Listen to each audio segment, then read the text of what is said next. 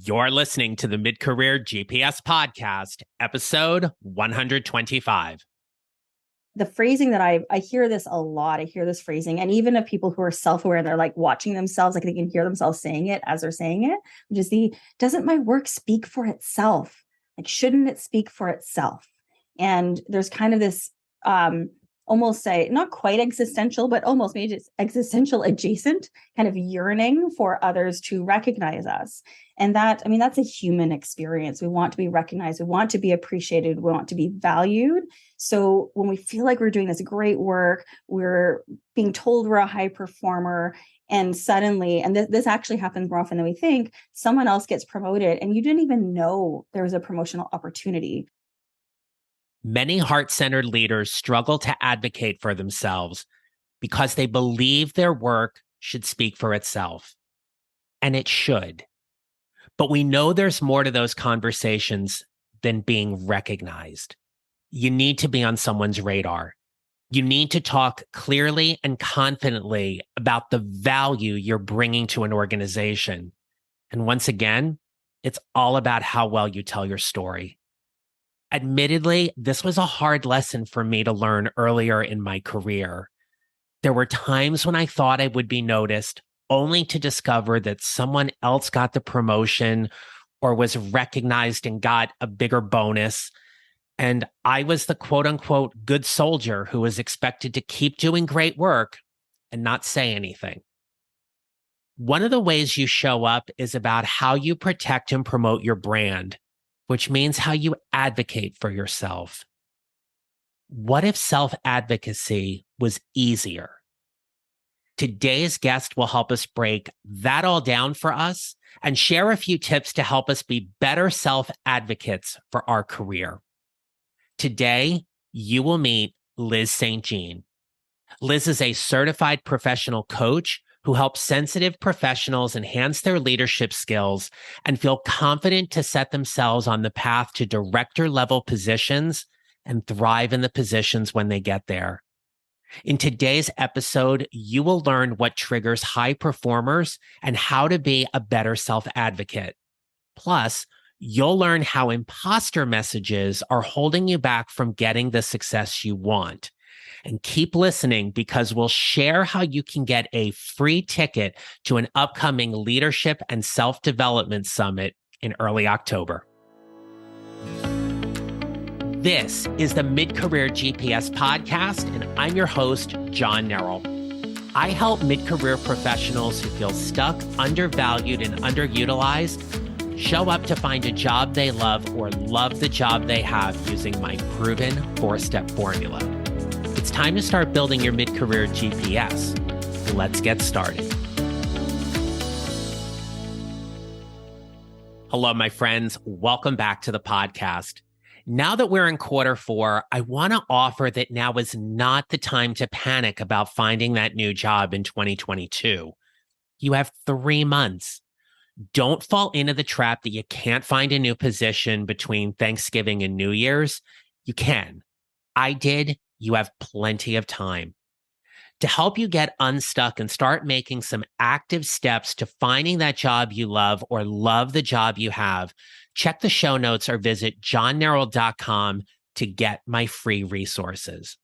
Whether you join my private Facebook group called Your Mid-Career GPS or get my free guide called the 55-Minute Career Transition Jumpstart, let me help you take those initial tactical and strategical steps to creating whatever is next for you and your career.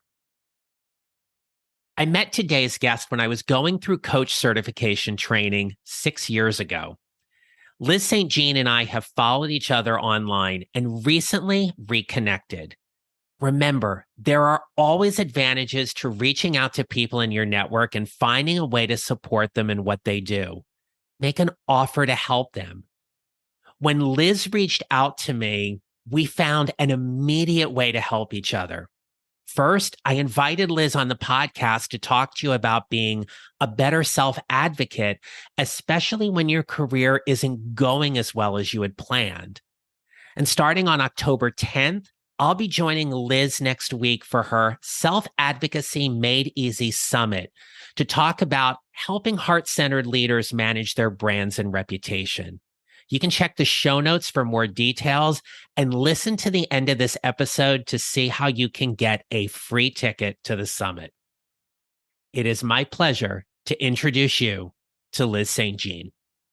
So, hi, everyone. I'm Liz St. Jean. I'm with the Mint Ambition, and I do leadership and self-advocacy coaching. And I work with a lot of sensitive professionals. So, my highly sensitive people, my introverts, people who are more empathetic, or even empaths who want to advance their careers and are dreaming of being in director level positions or already are there and want to thrive in them. So, that's the work that I do. We are going to dig into all of that today, Liz. And I am a fan of what you do, and I'm glad we're spending some time together. But I want people to get to know you a little bit. What did you want to be growing up? That's a funny question. So my mom always loves telling people this story. So when I was little, I was telling her that I wanted to be a psychologist or a doctor or a waitress, one of the three. And she would laugh and say, well, why? Like, well, then I can wear a uniform and people will do what I tell them to do. That was a bit of my raw, direct personality as a child. I love that. Liz, a lot of people who listen to this podcast are certainly heart-centered leaders and professionals, but another common characteristic they share is that they have been often tagged as being a high performer or a high potential. And why that's important in this conversation today as we get into what it means to be a self-advocate and navigating that throughout the workplace and in our careers. What have been some of the things that you have seen that have been particularly challenging for heart-centered leaders and professionals who are those high performers when career, for the lack of a better phrase, gets difficult?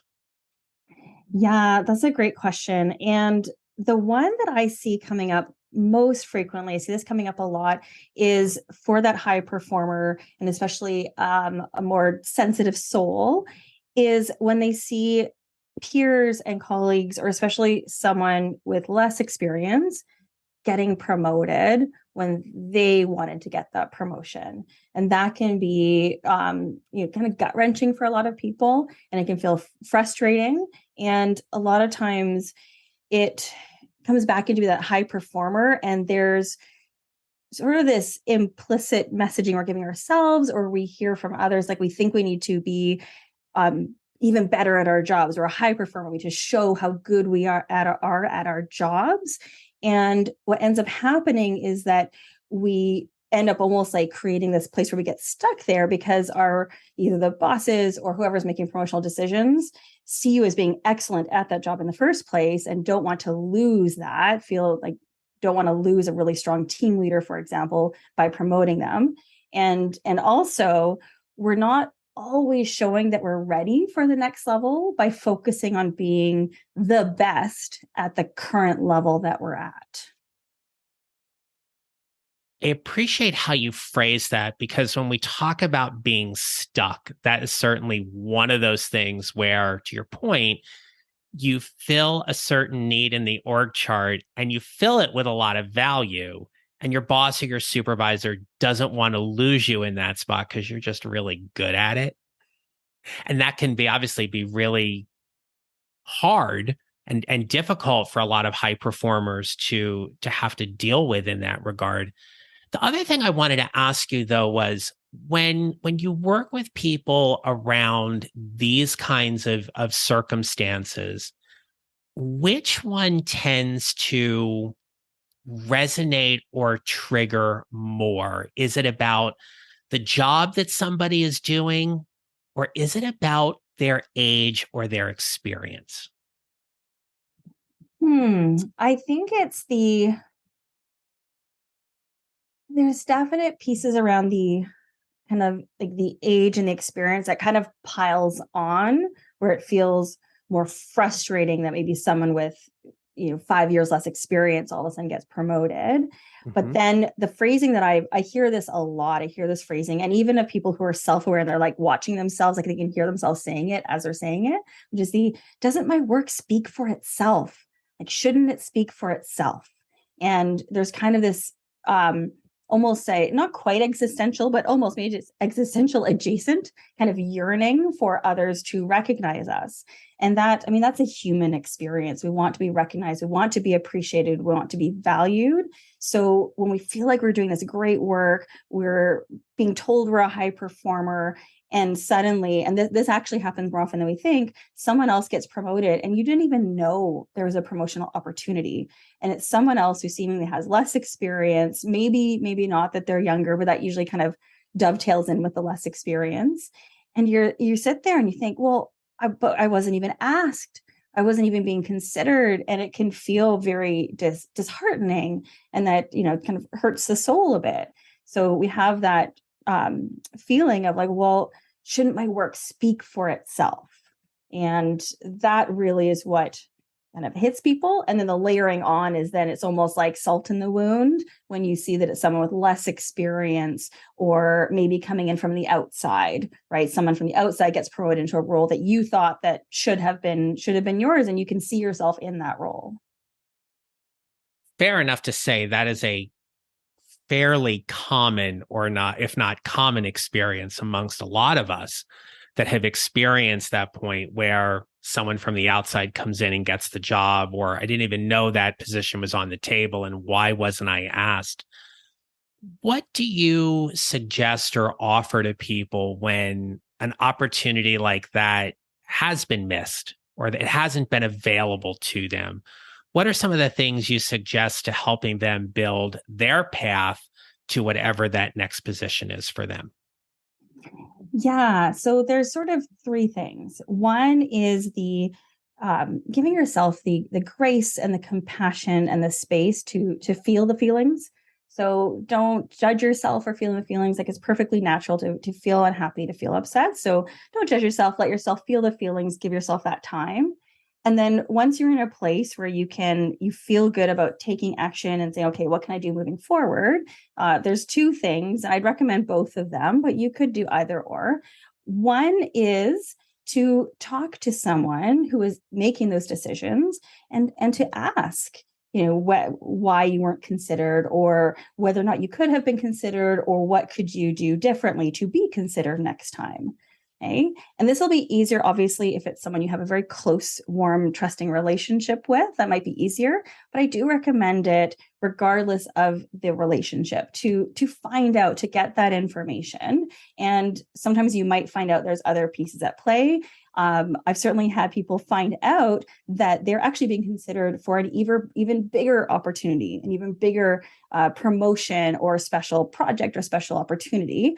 And unfortunately, our bosses and managers and senior execs aren't always the strongest at communicating, and they don't necessarily think about the impact the decisions have on people's emotions. So they might just not have conveyed that. But even in the asking, even if you weren't being considered, which I know is hard, again, to my point number one, having self-compassion, giving yourself grace, even if you weren't being considered, by asking the question, first of all, it's raising your profile, it's raising that visibility that you do want to be considered for these sorts of positions. And also, we'll get that information. If there is something you needed to know about why you're not being considered, you can get that information. Okay, so that's number two. And then number three, and this is what I recommend for everyone, as hard as it is, like, if this might be hard for some listeners, but is to share what your career goals are, that you do have dreams, that you do have goals, and share it with the kind of people who can be your advocates. Because as much as I do a lot of work on self-advocacy, but what we've learned, what the literature has shown over the years, is that it's really important to also have advocates within the organization. And this is especially for women. And I haven't seen the research yet. They have, most of the research is around women. So I don't know for sure that it translates to people of other kind of more marginalized communities, but I would imagine it would. But that women are typically over mentored and under advocated for, or under sponsored is the other term. They don't get a lot of sponsorships. They're told they are getting mentorship. So you want to find that sponsor, you want to find an advocate. And the only way to do that is to make sure people know what your goals are, that you do have these dreams, that you do have these goals. So this doesn't mean changing who you are and going around trying to tell people that oh, you should give me this, and kind of changing your energy. It doesn't involve that at all. What it does involve is showing up in that collaborative way, a joyful way, a connection way to share, and so that people know that you have these dreams, that you have these goals. And that also puts you onto other people's radar in a different way, right? So you are known as a high performer, and this also shows that you are a high performer with those ambitions and those dreams and those goals. Liz, those tips are good. And what I want to call out here, though, is particularly when you mentioned about in the research you shared, was that women often find themselves being over mentored and under advocated. And as you were talking about that, I was just thinking about people who are looking at the year coming to an end. They're trying to figure out what their performance appraisal is going to be like, if there's a promotion opportunity for them, or they're thinking about leveraging their talents and expertise and going elsewhere. If those words ring true for somebody, and they know that they've been over mentored and under advocated, and they feel empowered enough to share that, that becomes a very intentionally powerful conversation to go back to your leadership and management and be like, I don't need to be mentored. I need to be advocated. Absolutely. Absolutely. Yeah. And another piece I'll add on to that, because there might be some people listening who say, well, I do have sponsors. I do have people that are advocating for me. And this is where you can kind of shift into a place a little bit more of a, I don't know if scientific's the right word, but a little bit more like looking at the evidence. And if you have someone who has been advocating for you, like, I mean, let's make sure they are actually advocating in the first place, but assuming they are, also kind of looking at the situation and thinking, well, have they demonstrated they have the power to get someone into special opportunities, into promotional promotions and promotional opportunities? Because sometimes we might have advocates who are willing, in a sense, to go to bat to us, but we also want people who can make that happen. Okay, so it's not saying that, you drop that person and, we don't want to do that. That doesn't feel very good at all. We do want to add to our network. And in fact, the phrasing I use for networks is actually constellations. You want to have a constellation network. You want to have other stars across the organization. I don't mean stars like rising stars. I mean like bright spots, people that you feel connected to, that bring joy, that have that positive, collaborative, joyful energy. You want to connect with them. And you want to add to it. If you're not seeing those kind of results, then you want to add to your constellation and you want to create new connections. Another excellent point in that, Liz, I just wrapped up a series in August around interview preparation, and you've shared some examples today around advocating for yourself with inside of the organization.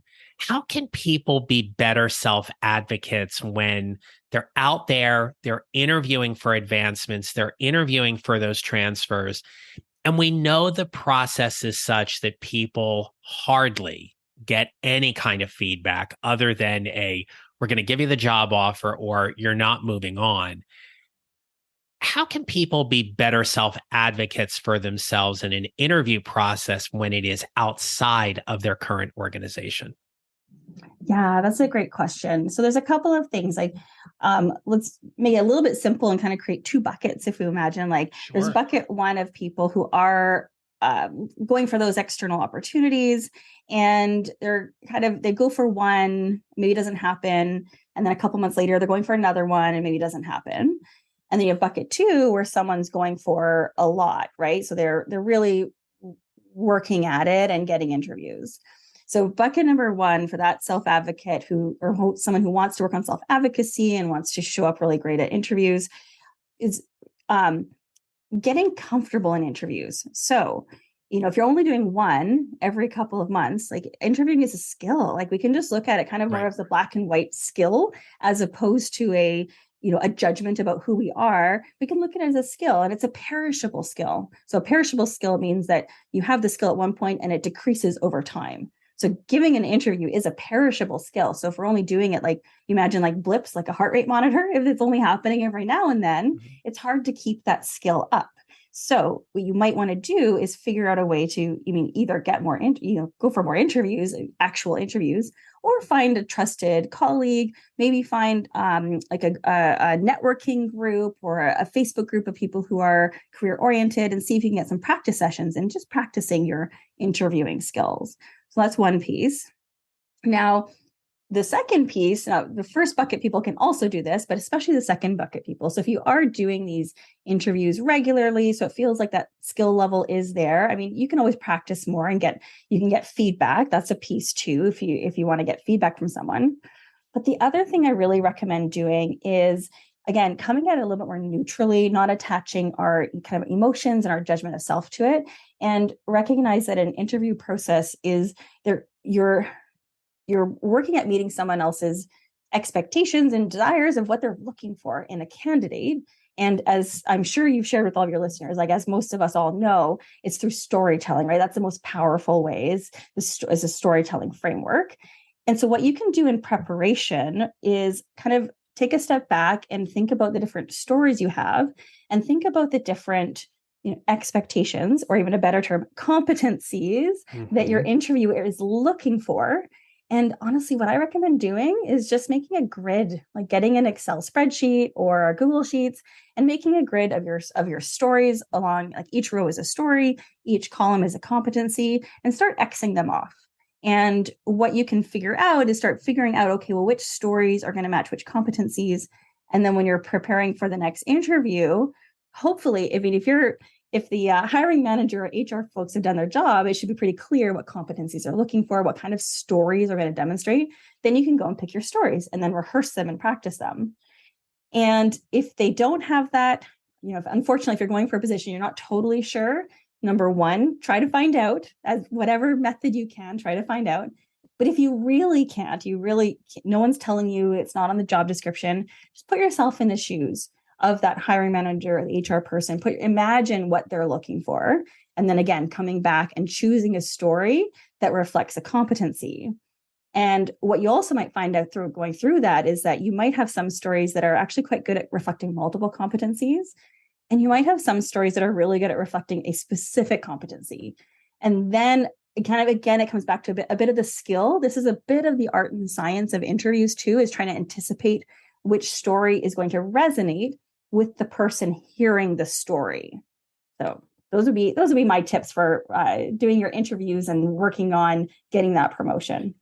Thank you for those. Those are all extremely helpful. And what I appreciate in that is, again, it comes back to, what do you know of the story, right? What do you know and what do you don't? And trying to manage our brains a lot as we deal with the disappointment in a lot of cases of not being selected, especially when you've gotten to the third, fourth, or fifth round of an interview. But there's also those things in our brain that can hit us when we do get the job and we go into a new role or we go into a different organization. And now we obviously come from this place of competence and confidence and knowledge and service. You do a lot of work with helping your clients deal with what you refer to as imposter messages. And I'm wondering if you can just take a few moments with us and let us in a little bit about, one, how do you define an imposter message? And then secondly, how do you help people work through them? Yeah, that's a great question, because when we hear a lot about imposter syndrome, or in the very nerdy community, it's called imposter phenomenon in the psychological areas. And what I've found is that it helps to look at it more as imposter message, because we can change how we interact with the message, versus if we think of it as a syndrome, it kind of gives us feeling like we can't do anything about it. So the imposter message is a message we're either giving ourselves or someone else is giving us, that we don't belong, we don't deserve something that we either an award we got or a position we came into, or at its core, a lot of people will think that it's only a matter of time before everyone figures out I don't know what I'm doing, or I'm going to get fired, or HR is going to call me up and tell me there was this huge mistake in hiring me, and that gather up all your things, or send back your laptop because you didn't actually get the job. It was actually supposed to be someone else. And the critical piece there is that sometimes it is implicit and what I call chronic. Like we kind of have this, and that's more of the traditional imposter syndrome, is someone who just has a hard time seeing their accomplishments for accomplishment's sake. And that's the more standard imposter syndrome. That's that internal imposter messaging. But there's also external messaging, and external messaging can be both implicit and explicit. And I'll give you a couple of examples, like what I mean by that. So external imposter message is when someone else or society or your culture or a group is telling you that you don't belong in that position. Now, a really great explicit, where you're literally being told, it does happen. And so one example I've heard of a number of times, this again kind of comes up more for maybe for women as well, is that if you're planning on having children, or you have children, and someone tells you like, well, you're going to need to take a break from your career, or, well, you're not going to be able to handle C-suite if you have young children. You're literally being told that you do not belong in that position, right? They're not saying you don't belong, but that's essentially the meaning that's being conveyed there.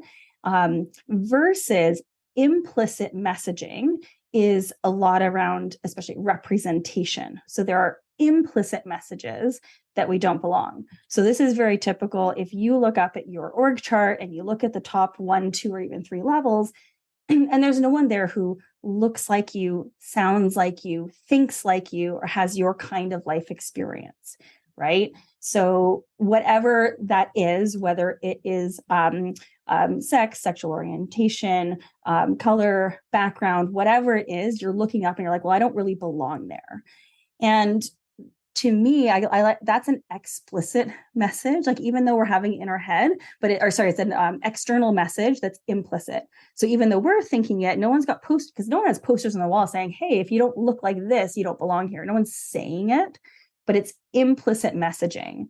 And I think that's important to tease apart, because so often with discussions around imposter syndrome makes it sound like it's all in our heads, it's all our fault, and that we should just think differently, which there is something to that. When we change our thoughts, we can show up differently. But I also think it's important to recognize that there's different cultural, societal, company-wide practices and symbols, like symbolism, that we can't help but have this messaging and feeling like we don't belong. I appreciate the context around that so much. And where it lends itself very powerfully in this conversation is to be in tune with what those messages are and the dialogue we give ourselves, right? To your point earlier about how we can be a better self-advocate, it's about understanding where those messages are coming at us, be it either externally or internally, to help us as we move forward. So I appreciate your perspective and your insight with all of that today. So thank you. Mm-hmm. Yeah. Well, Liz, we're going to start wrapping up here, but one of the questions I love asking my guests at the end of our conversation as we start wrapping up is, what advice would you have for someone to help them build their mid-career GPS to help them get to wherever they're going next?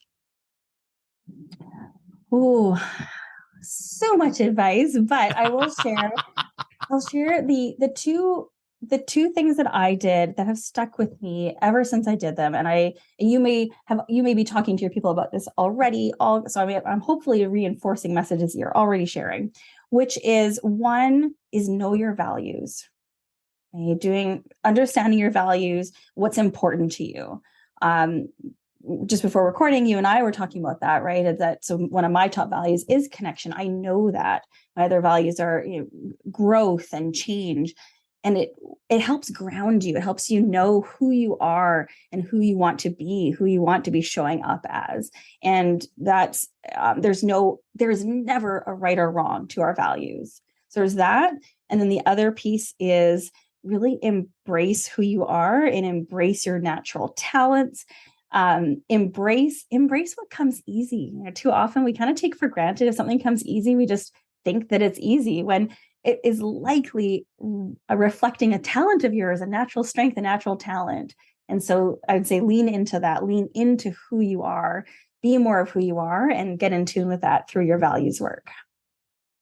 I love both of those. Thank you so very much. And yes, that's a great way to reinforce just a whole overarching message. But what's really powerful is when somebody else comes on and says it. So I thank you for sharing that with everybody today. Liz, you've got some exciting things that are coming up, and I'm going to turn the mic over to you now to share. One, you have a summit that's coming up for leaders and executives that I absolutely want you to share, but also how people can connect and follow with you. So the mic is yours. Yeah, I would love to connect with your listeners. So one place, of course, is LinkedIn. You can connect with me there. Last I checked, I was the only Liz St. Jean, so you should be able to find me pretty easily. You can add a note, tell me you heard me on the podcast here. And then the other one, which I hope everyone comes to check out, is that we're having a summit. So if you're listening to this live as it drops, our summit starts next week. So still we have open registration. You should come check it out because John is one of our speakers talking about heart-centered leaders. So you definitely want to check that out. So the summit is called the Self-Advocacy Made Easy Summit, and it's specifically for highly sensitive professionals who are dreaming of that director level position, or they're in director level and wanting to thrive and wanting to feel natural self-advocating. Don't want to feel gross. You don't want to feel like you're joining the old boys club. You want to feel good. You want to feel natural. You want to feel proud, not bragging. You want to feel proud. So love to see you there. You can sign up for your free ticket. The ticket is totally free to sign up. And that's at themintambition.com/John. And that'll get you straight over to the summit registration page. Well, Liz, I am excited about the summit, and thank you again for asking me to be a part of it. You've got a fantastic lineup of speakers, of which I am honored to be a part of. I will make sure all of these links for everybody are in the show notes, but just to remind everybody again, you can go to themintambition.com/John, John, to get your free ticket to the Self-Advocacy Made Easy Summit. It is 3 days of phenomenal programming. I appreciate all of your hard work in putting this together, and I know my listeners are going to love it. So, Liz, thank you so much for spending some time with me today on the Mid-Career GPS podcast. Well, thank you so much. I so appreciate it, and I appreciate you and all your listeners. So thank you. Well, thank you again. Everyone, today was another fantastic conversation about helping you prepare, position, promote, and show up as you build your mid-career GPS to whatever is next. And remember, we build our mid-career GPS 1 mile or 1 step at a time, and how we show up matters. Make it a great rest of your day. If you enjoyed today's show and don't want to miss an episode, follow on Apple Podcasts or wherever you usually listen. And I'd appreciate it if you would leave a rating and review. Visit johnnarroll.com to download your free copy of the 55-minute career transition jumpstart to help you start building your mid-career GPS. And don't forget to connect with me on LinkedIn and follow me on social at John Narroll Coaching. Thanks for listening. I'll see you next time.